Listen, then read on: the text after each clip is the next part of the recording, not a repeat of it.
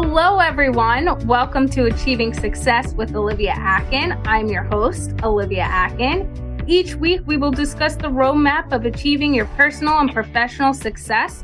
We will give you real-life stories on growing personally and professionally to achieve your life and career goals with the help of some top-notch guests. Today, we are speaking with Erica D'Angelo Ochs. Erica has an 18-year career in commercial and operational roles in the automotive industry, most recently as a chief revenue officer for an automotive software supplier, and is currently the president of the Women's Greek fraternity Kappa Alpha Theta. Erica's professional experience also includes roles in partnerships, account management, and program management. She's held roles within Kappa Alpha Theta for the last 12 years, including serving as a Theta Foundation trustee and a Fraternity Housing Corporation president.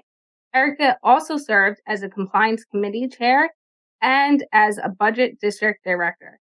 You can find Erica by following her on LinkedIn by searching Erica D'Angelo Ochs. Hello, Erica. It's fantastic having you on the show. To start off the show, can you tell me what success means and looks like to Erica D'Angelo Ochs?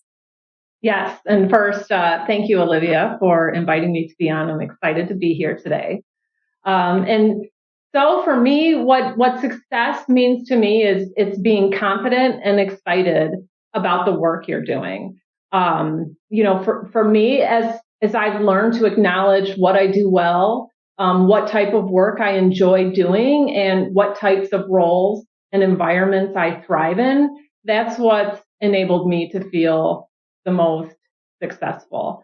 There is usually a tangible component to that of setting goals for myself and evaluating if I achieve those goals. But I think what I've learned is that, if I'm passionate about what I'm doing, then the results are going to naturally follow. And the other thing I've learned is that the more I experience, my chances at success have grown because I know what I do well and what I want to do, and I stay focused on those things.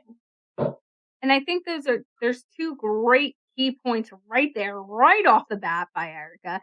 Be confident and be passionate, but also your experiences will show you what you enjoy to do and what you're good at, and it will give you opportunities to grow and learn and thrive in different areas. So, Erica, what was your college experience like? So I went to a small liberal arts school called Lake Forest College, not Wake Forest. We always joke about that. It's on Lake Michigan, 30 miles north of Chicago. And it was the perfect place for me. It was a smaller school. I really wanted a smaller school. And because of that, I was able to, do my academic studies. I double majored and I minored.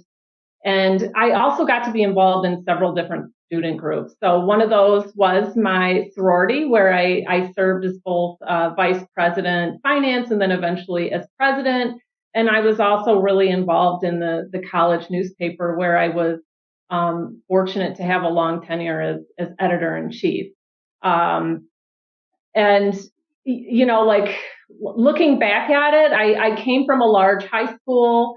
I had always been involved in sports or music, and I always had this, a group of people to identify with. But when you go off to college, you're starting someplace totally new. It wasn't a school where, my friends were also attending. It wasn't, a state school or something.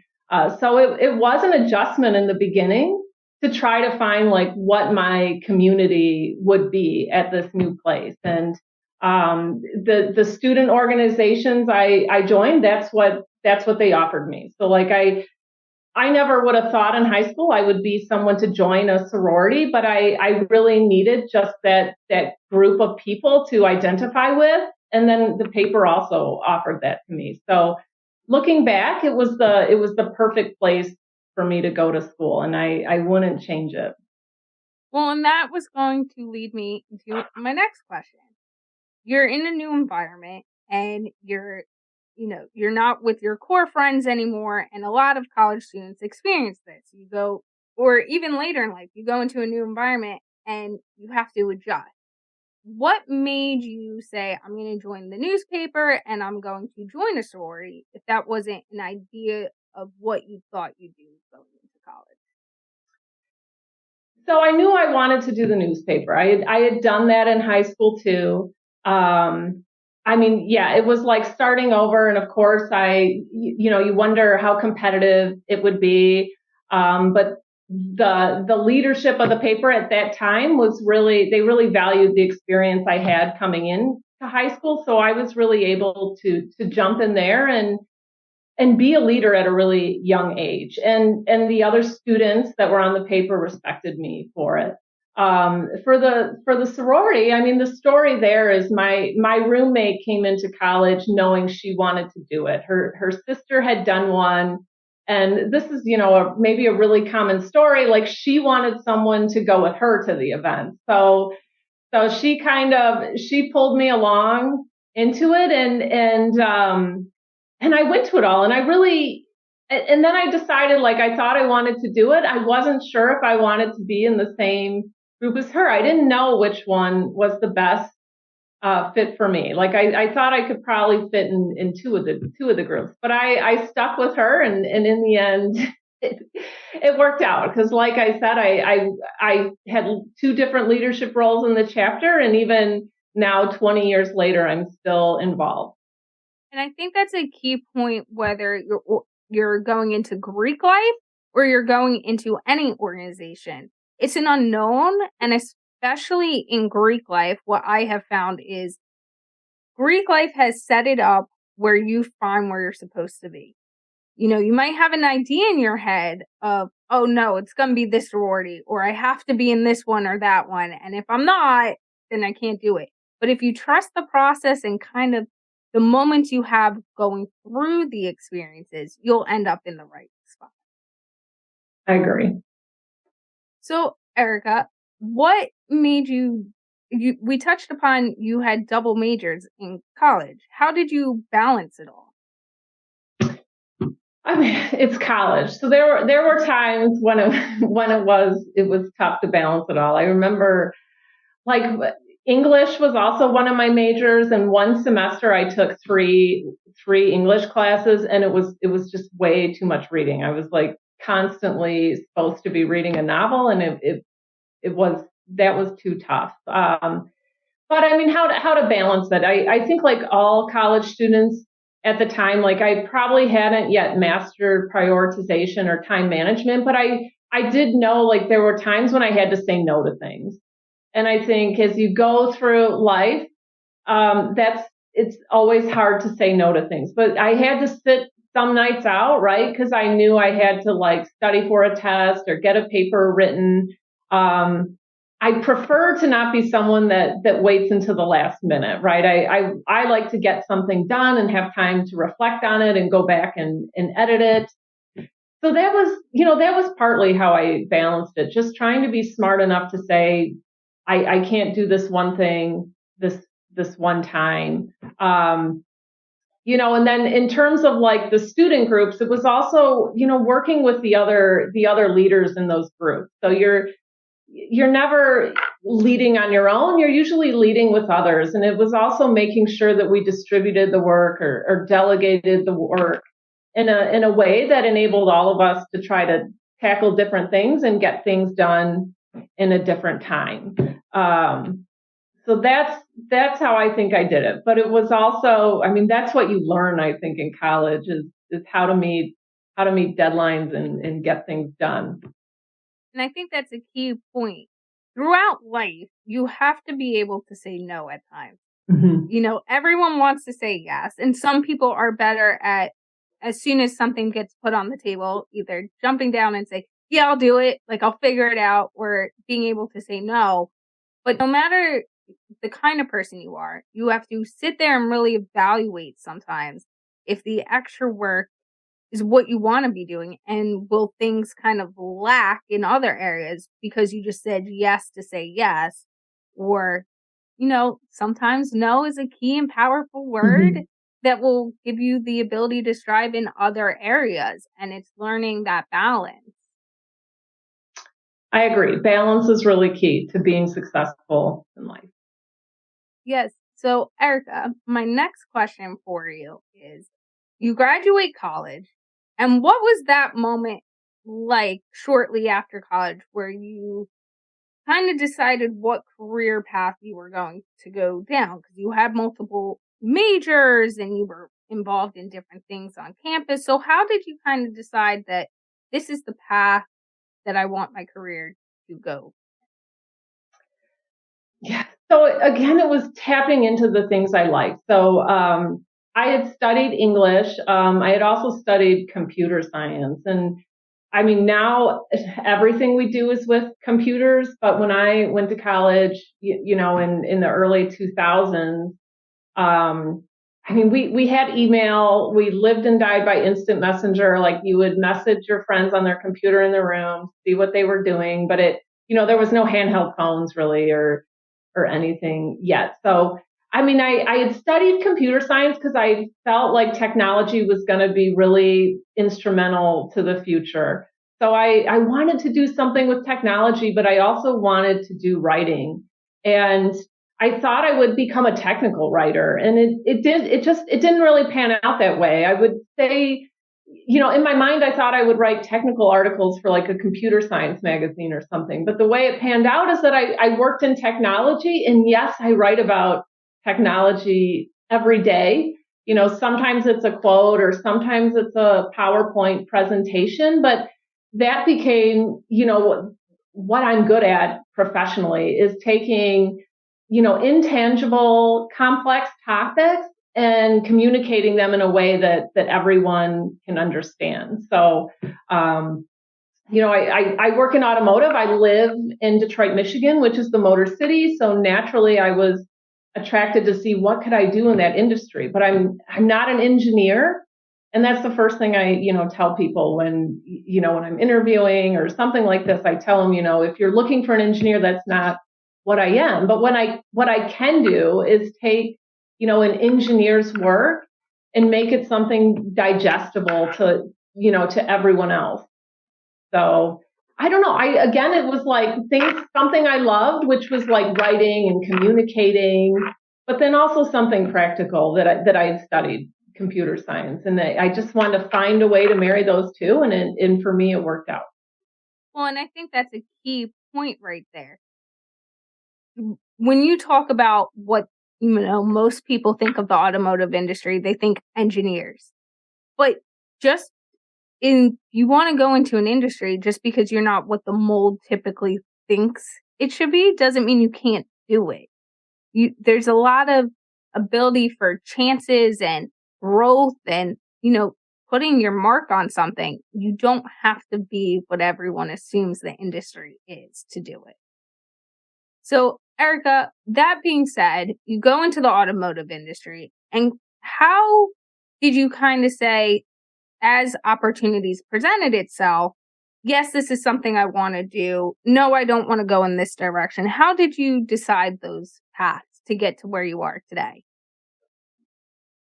I mean, part of it was getting to use these skills that I had already developed and seeing that I could be successful in that industry. So, um, like I worked in sales, I worked in program management, and when I think about what I had to, what I do in those roles, it does go back to things I had to do back in college that I learned how to do early on, right? So like getting a team of people to meet deadlines. And it sounds mundane sometimes to say it that way, but it's exciting to have a goal, right? To have a target of something you all want to achieve, and then make a plan how you're going to do it, who's going to do what, set the milestones so you can try to check if you achieve it or not.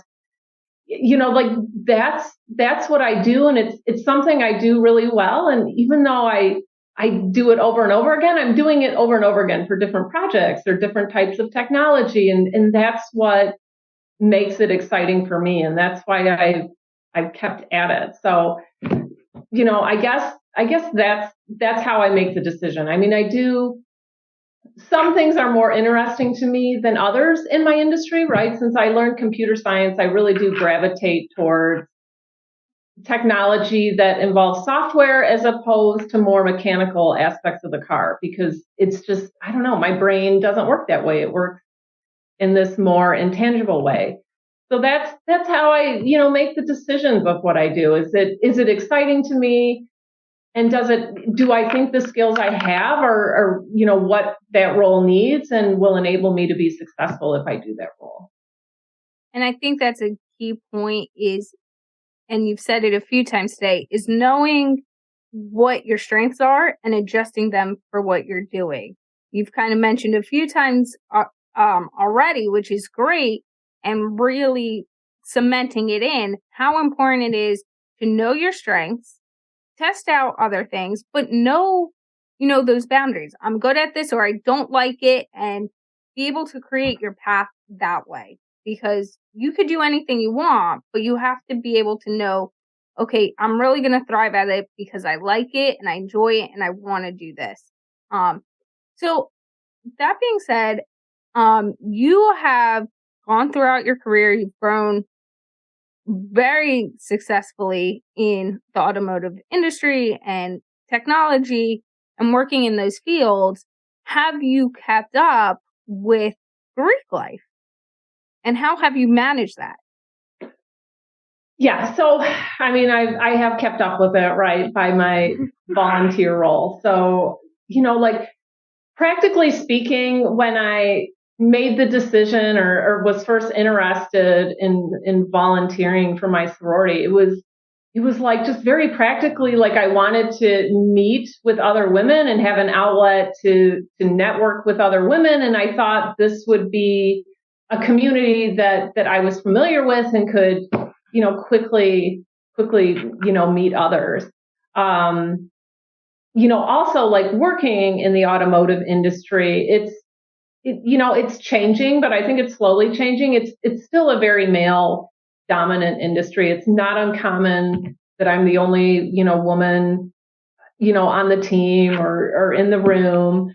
So giving back to Theta was also a chance for me to like do something for women with other women. And that's an opportunity I don't get at work. So those were my personal motivations, right? I wanted to meet women and have a chance to, yes, give back. And so I started volunteering locally here at the University of Michigan. And it was really hard in the beginning because it was a different type of culture there. It's a large state school. I went to a small school. And I had to keep at it for like 2 years before I even got to be, good at it, because I was just learning so much about what they did before I could really start to advise them on how to do it better. But I stuck with it because I was meeting other women and I was developing my own friendships. And then it was, it felt good to like work with these other women and help these collegians learn something as well. And the collegians were always really receptive and glad to have adults there guiding with them. So, I mean, that's why I decided to do it, and that's why I kept doing it, because it's a little bit more for me than my professional work. And in the end, I do think it's made me be a better professional, because very, practically in the beginning, I negotiated contracts with the staff and I helped the collegians to do that. And those were some skills that I wasn't yet really doing professionally. But I also kept at it because, like I said, I was meeting friends and it felt good. And now when I go volunteer, like, yes, I am doing really important work, but I'm also doing it with my friends. And so it's time away from my family, but it is time with these people that are really focused on achieving something together. And that's why I enjoy it so much. And I think that's a key thing you brought up is, just because you're in a sorority in undergrad, it's a different experience than once you graduate, and what your sorority, fraternity, any professional organization can offer you in post-graduation life. I often say your experiences in college, whether you join a professional organization, a sorority, a fraternity, and then you volunteer with it, or you go to meetings, whatever you might do, once you graduate, it's like opening a new book. It's those new chapters and different experiences, and it's the gift that keeps on giving. And it's just amazing how, even like you said, it took 2 years to really get into it. And I agree. What our listeners don't know is I'm also a Kappa Alpha Theta. And that's one of the things that Eric and I connect on deeply is our understanding. And one of the great things with Greek life is really that no matter where you are, you could find someone else that has gone through a similar experience, or, you just know your sisters or your brothers, or you're connected through this professional organization in a way that other people don't necessarily understand. And I think that's one of the great gifts that these organizations give to professionals, and that we're able to give back to the next generation as they come up. So that being said, when you're volunteering and you're working with college students or women who just recently came out of college, what is the advice that you give to them about continuing growing in their professional career, but also making sure, get involved in organizations? Yeah, so I always advise them, like, find something you love, and if it's not theta, that's fine too, right? But look for something that is gonna, complement your skills and your interests, right? Because you want to be able to give back to that organization, but you also want it to help grow you. So I think that there's got to be some alignment there, that it has to be both interesting, but something you can contribute to meaningfully as well. And I also think, how you give back, or what you get involved with, there's a whole spectrum of being involved, and look at what you can manage, right? Anything you sign up for is a commitment. And so you want the commitment to be manageable for you, but you also want to be able to fulfill the expectation, of the rest of the group, or whatever that group is that you're joining. So, make sure it's something that is manageable for you. And, it is a responsibility. Whenever you're joining something, there are going to be others depending on you showing up, or you giving your time, or giving your skills. So it has to be something that you're willing to make time for in your life. But I do think if you can find the time, then it tends to be very rewarding, and I think you will get back, not just what you give. It's going to grow you as a person too.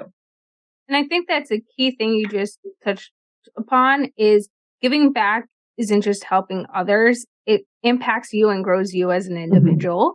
So that being said, how has being a volunteer in Theta in all your different capacities grown you as an individual throughout steps in your career and as you've grown in your career?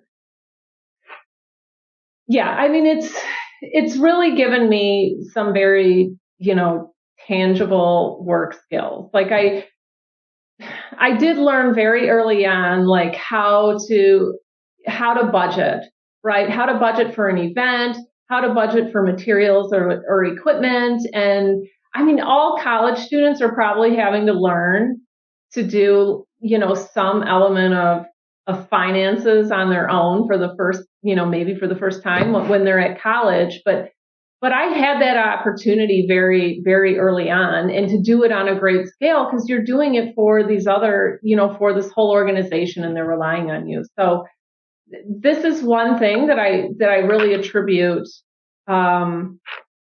to that experience. It's managing budgets. And even when I was a volunteer, like helping them do the budget at Michigan, like they had over $1 million budget because they're so large. And I had to be pretty far along in my career before I had to manage, an HR budget that big on my own. So that's a real skill. And then I think it's also, I mean, you are learning teamwork, and maybe we're all learning that, constantly every day of our life. But when you're in a group dynamic, there's always going to be someone, whose opinion is different or different than yours or different than each other's. And learning how to resolve that. I mean, this is also, in my experience, one of the hardest things in life is to resolve conflicts in an amicable way. And so I do think you learn to do that. And that is something I learned. I think back all the time to my experiences in college and how I would do them different now based on what I've learned now. But I still think about things that happened 2 weeks ago and how I will do them differently next time as well. So I do think that's a really important dynamic that you're meeting with. And it's also, like we all lead in different ways, but you learn how to lead others, and it might not always be on this big large scale. Like maybe it's this one small little thing that you're responsible for at some point, but you're going to translate that to what is important to you when you're a professional. And so for me it was like, honestly, like managing others, getting them to meet a deadline, making sure that they got all the tasks done in time for everything to come together at the right moment. I mean, that is, what I said earlier, that's something I do all the time now. And that's where it started, like back in college. And it's those skills that, as you said, and it's a key point here, skills are translatable. You learn it in one area, but you could apply it to everything you do. And I think that's really important. Just because skills you hone in doing one thing can help and advance what you're doing in a different area. So, Erica, that being said, now you lead lots of individuals in lots of different capacities, whether it's through Theta or through work. How do you try to lead others in teamwork and just making sure everyone's heard? That's a really good question. I mean, I think, in my role on the board at Theta, for instance, it's a governing board, and this is different than a management board, which, for instance, most of the companies I work at, that's the style of management they have. But the way I see it is everyone has to be comfortable to speak their opinion. And very often there's a lot of alignment, but when you give everyone the space to express like the thoughts that are coming to their mind or the questions maybe they have, I think you can work through it as a team, and then you'll end up at, the best solution for everyone. I mean, it's a real thing, I think, right? Like even when you're all aligned on where you think, something needs to go, how do you get to the final thing that becomes implemented? And so it's definitely giving everyone the comfort to talk. But then it's also being respectful and knowing that once a decision's made, like we all agreed the decision's been made, even if it wasn't exactly how we wanted it to go, we're respectful of that, and we're all going to stand behind this decision and not, try to harp on anymore that maybe it wasn't exactly what, I wanted it to be or something like that. So it's also, I mean, there is an element of compromise sometimes, and being willing to let go of exactly what you thought it would be, and accepting what's the best thing in the eyes of everyone. And I think that's a key point. Sometimes it's not the outcome you wanted, but it's the outcome that everyone has decided. So you have to stick by that. And, that's one thing that is a real skill, is being able to say, okay, it's not what I wanted, but it's the ultimate decision. So I have to be okay with it. And I think that's really important. So that being said, you're in a meeting, whether it's for Theta or for work, and these difference of opinions are happening, it happens all the time. How do you kind of approach a situation like that when people are going back and forth and you're just trying to make sure everyone feels validated and heard and everything is said and in the right way? Yeah, I mean, there are intense situations. I mean, so sometimes sometimes maybe you need to take a pause and say like, hey, let's take a break and everyone, kind of reset and see where we get back at. But that's sometimes that's like a luxury that you don't have. And one thing I try to do then is say, okay, like if we're not able to align in this moment, like what would enable some of you to make a decision next time, right? Like what info do you need, or who do you need to speak from or to or hear from to enable you to be more comfortable with this. So it's also trying to break it down and understand what different people need so that we can move forward. I mean, someone has to sometimes moderate, right? I mean, again, like if everyone's really passionate about things, then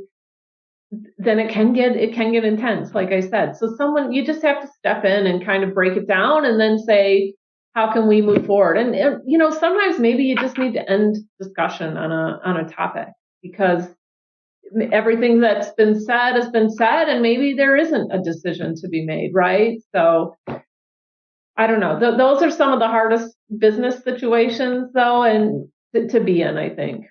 Yeah, and I could definitely agree with that. And I think that's a key point. Sometimes you have to be the moderator and know when everyone's been heard, but also know when a discussion has hit a limit where it's better to just move on and, go on to the next thing so that it's not dwelled upon, because that can be just as bad if you just keep dwelling on the Yeah. same topic.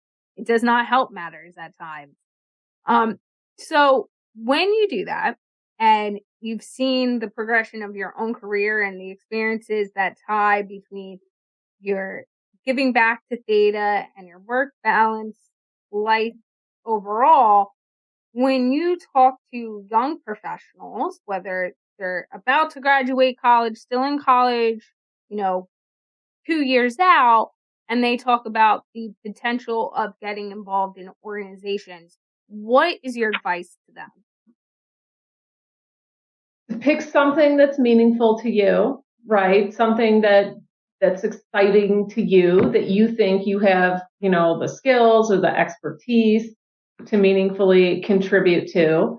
You want it to complement, you somehow, be it your personal experience, your professional experience. Sometimes it's both, but you want something that complements your personality. I think for it to be rewarding and for you to also get something out of it. And again, it's a commitment. So it has to be there. There is a responsibility that comes with it, and pick the size that's right for you. And I think, in the world today, there's no size that's too small. Like there are so many organizations that need support, that need attention, so many causes. They're always glad to have a helping hand. And what would you say to someone who is deciding, do I move up within the organization, or is it time to step away and pursue something else? How do you say to someone, especially who might be considering Greek life, hey, this is how you know when the time is right? Like in the context of college, like I think it's, and I might have touched on it earlier, like it's community. And I mean, there's a lot of trends out there right now. And I think, anyone that has young kids or is still in touch with, high schoolers and collegians, you know, there's there's a lot of programming available to them now, right? And they're doing so many more things, like I said earlier, like we had email, but we didn't have when I was in college, there wasn't these portals, there was no social media. And so I think the whole experience has evolved, and this generation is very selective on what they want to get involved in. But what I think is consistent, or what transcends any generation, is the desire to be in a community. So whether that's like intramural sports or the newspaper or some science club, like find your community, because when you're overwhelmed with something in life, maybe it's personal issues. Maybe it is like getting your academics done, or later in life getting your work done. You're going to be glad that you have that community to lift you up and help you get through with it. And so, my advice is like, yeah, I mean, it might be an adjustment moving to a new environment, be it professionally, a new company, or, a new club in college. But put yourself out there and find your community, and you'll be all the better for it once you do. So my advice is to do that. I think that's a really key point. Find your community. That being said, one thing you touched upon in that explanation is the progress that has been made over years and how things have changed. So what is something you'd like to express to individuals that think Greek life is, all in college, it's partying, there's not much besides that? Sometimes on the news you don't hear all the positive things about Greek life. So what is something that, if someone was going into Greek life specifically, that you'd like them to know that they might not know?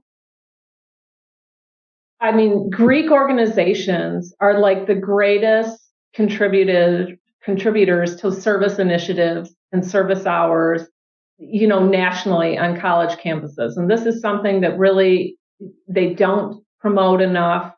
That goes without notice. I mean, when someone characterizes a Greek organization as a social organization, most people's instinct is to think social like a party or something, but it has its roots in doing good social causes, right? So this is what I think is the most thing that goes unnoticed. Most Greek organizations have a specific philanthropy that they support financially, maybe also with time, but what you'll see is on the campus level, they're all donating their time to a cause or an organization that is really key to them. And that's fundamental to the experience too, is when you're doing good things in your community together, you build friendship and you build, sisterhood. And that's where it has its roots. So you learn to give back to your community in that experience. And I think that's why you see a lot of Greek members go on, and there is a high rate of Greek members for instance, in government. And, I don't have the number off the top of my head, but many presidents have been a part of them. Kamala Harris, the VP, was in Alpha Kappa Alpha. And so these organizations, they do teach you to give back. And I don't think there's any great studies that show how or why it turns out, or if there is a specific correlation, but there is a lot of coincidence there.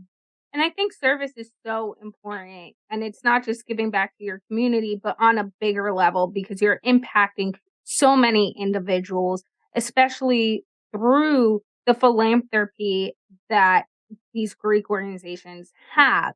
They do local events, but then they also have their key organization that they contribute money to and do fundraisers for. Why don't you tell us a little bit about Kappa Alpha Theta's philanthropy? Kappa Alpha Theta's philanthropy is CASA, Court Appointed Special Advocates, and these are advocates for children that are in the foster system. They probably come from negligent homes, sometimes abusive homes, and a CASA is someone that goes with that child to court, and they're not a lawyer, but they advocate for what's best on behalf of that child. So it's what their slogan is, we're for the child, and they're trying to help these children that, because of their circumstances in life, may not have their own voice. And this CASA becomes a consistent, reliable voice for that child in the court system. And I mean, Kappa Alpha Theta, it's the philanthropy. So we're frequently at the chapter level or even at the national level, raising funds to enable CASA to provide training to those advocates so that those children get the support they need when they're having to go through the court systems. And I think that's so important is a philanthropy like CASA, where, you know, the service you give to your community, you never know who it might impact. And supporting an organization like CASA and Greek life supporting a lot of different organizations like that. Every Greek sorority or fraternity has a different organization, but you're impacting so many other people's lives as well by donating your time. And that's really important takeaway is you're donating your time to help others and you never know the impact that's going to leave on their life down the road. That being said, a lot of sororities and fraternities, Greek life and professional organizations also have foundations and can help their members. How do the organizations you're part of, specifically Theta, help their members in times of need? So Theta does have, different types of way of helping members. Like we have what we call a friendship fund, and your sisters can write in on your behalf if they know you're having a financial hardship. For instance, like the hurricane just went through Florida and it might have wiped out your home. And we run that fund in a way that we can distribute the funds to who we want, really quickly once it's determined that there is a need. And I mean, Theta does also have a foundation, and the foundation is to help our members, fulfill their educational pursuits. So it does have scholarships. There's also grants for experiential learning opportunities, and I mean, they're awarding, nearly $900,000 a year in scholarships and grants to enable young women to go further their skills so they can do greater things in the world. And I think that's a key thing that whether you're in Greek life or professional organizations is setting up the ability to let others grow professionally through education is really important because not everyone has the capability to do that. And so by helping others put their goals to reality and their, dreams to their successes is so important, whether it's support, mental support and just being there or financial support, whatever it might be. And what in that avenue of giving back has been the most rewarding for you throughout your years? I mean, the most rewarding thing is it's hard to pinpoint. I mean, but I mean, in the end, like I want to see other women succeed. Like I am really passionate about that. Again, maybe because I tend to work in this male dominated industry. So for me, I want other women to have the experience that I've had. I want them to have the confidence and skills to go do something, even if it doesn't seem like it's meant to be for them, for some, ridiculous, superficial reasons. That's what I want. I want women to be comfortable having a voice and having a seat at a table. And so that to me is what I'm working for. And this is my, outlet to do that. Like I said, it is my community. So I'm trying to give the other women in this community the same opportunities I've had. So I support it with my time. I do also support it with my money insofar as I can. And that's why I hope the next generation goes out and does things even greater than I've done. And I think that's a great thing that you've always done is giving back to help the women, come up. And so that they have such a great experience that you've had with Greek life and professional organizations, but also, building other women to have that seat at the table. So they don't go through necessarily the same struggles that you went through. You're creating a path for them to be that voice that they want to be and know they can be. And I think that's really important. Out of everything you've done professionally, if there was one think where you are now that you would want someone coming up to know as a lesson learned that you don't want them to make the mistake of? What would that be? I don't know if it's a mistake, but what I would say is that I think it's the hardest thing for any of us to admit today what we don't know, right? Because we have email, we have it on our phones. You can Google anything, in theory, in an instant.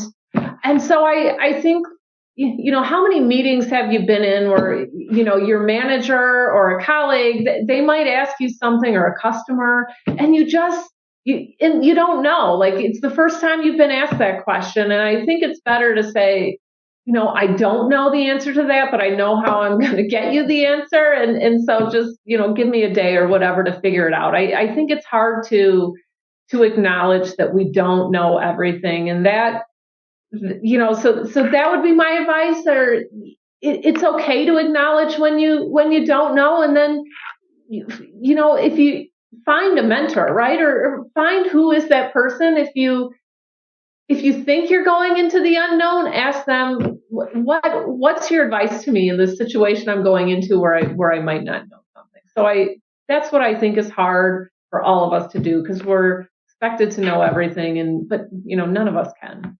So. And I think that's a really key point, is identify and say what you don't know. It is okay to not know something, but say you don't know. You never want to enter a meeting or a discussion and be like, oh yeah, I know that, easy peasy. And then you walk away and go, I have no idea even the terminology they were using. Like, how am I supposed to figure this out? So it's better to keep the expectations on the table and say, I will get you the answer, but let me figure it out, than telling someone you know the answer already.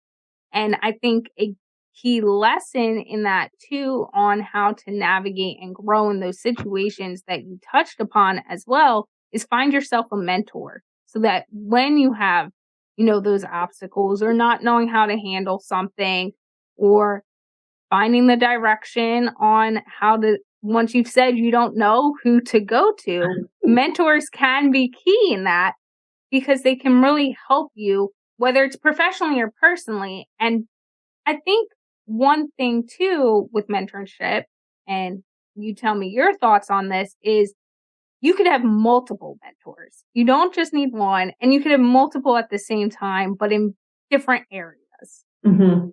Yep. I think it's always important to have someone you're comfortable with to bounce ideas off of, right? Because in the end, we're also people, and sometimes we feel vulnerable, and we don't want to have to, broadly admit things we're not sure about. But find those people that you're comfortable with and whose advice you trust, and ask them, and I'm sure it'll help you.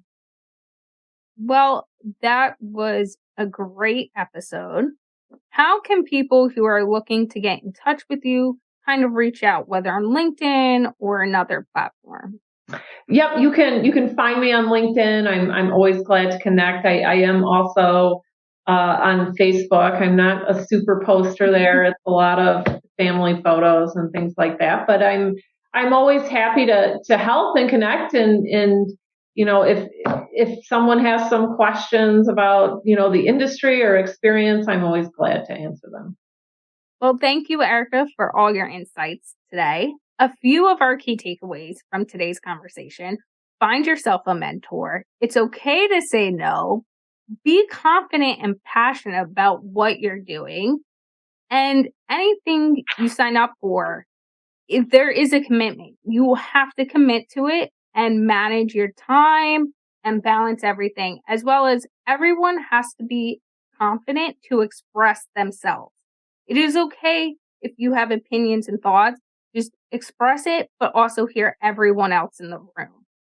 This was a great episode with our top-notch guest, Erica D'Angelo Ochs. Thank you for listening, and have a successful day.